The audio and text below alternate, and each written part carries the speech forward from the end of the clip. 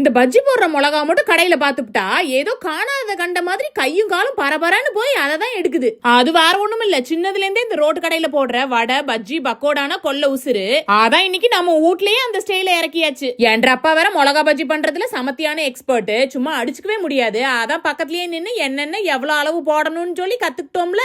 எண்ணெயில போட்டு பொரிக்கணும்னாலே அதுல கண்டிப்பா கடலை மாவு வந்துடும். அதோட அரிசி மாவு, கார்ன்ஃபிளவர் மாவு, ஜீரகத்தூள், மிளகாத்தூள், சாப்பிட்டது சட்டுப்புட்டுன்னு செரிமானம் ஆகணுங்கிறதுக்காக கொஞ்சமா பெருங்காயத்தூள், இல்ல அப்படின்னா மலைப்பாம்பு மாதிரி அப்படியே மெதப்பா தெரிஞ்சுக்கிட்டு இருக்க வேண்டியதான். இஞ்சி பூண்டு பேஸ்ட், பேக்கிங் சோடா, உப்பு, அம்புடுதான். எல்லாத்தையும் ஒட்டுக்கா கலக்கும் போது எடுத்தோம் கவுத்தோன்னு பூரா தண்ணியையும் கொட்டிவிடாம எம்புட்டு தேவையோ அவ்வளவு சேர்த்தா மட்டும் போதும். இல்லாட்டி சுட்ட பஜ்ஜிய பிதிக்கி எடுத்து வர எண்ணெயில இருந்தே இன்னும் 2 பஜ்ஜி சுடலாம். அம்புட்டு எண்ணெய் இருக்கும். சும்மா சொல்லக்கூடாது, கமகமன் சுட்டுட்டு இருக்கும் போதே வர வாசனை இருக்குதே, அடா அடா என்ற பொண்ணே குடுகுடுன்னு ஓடி வந்துட்டு. அப்படி இனிமே எங்க இந்த வாய் சும்மா இருக்கும், நில்லுனாலும் நிக்காது.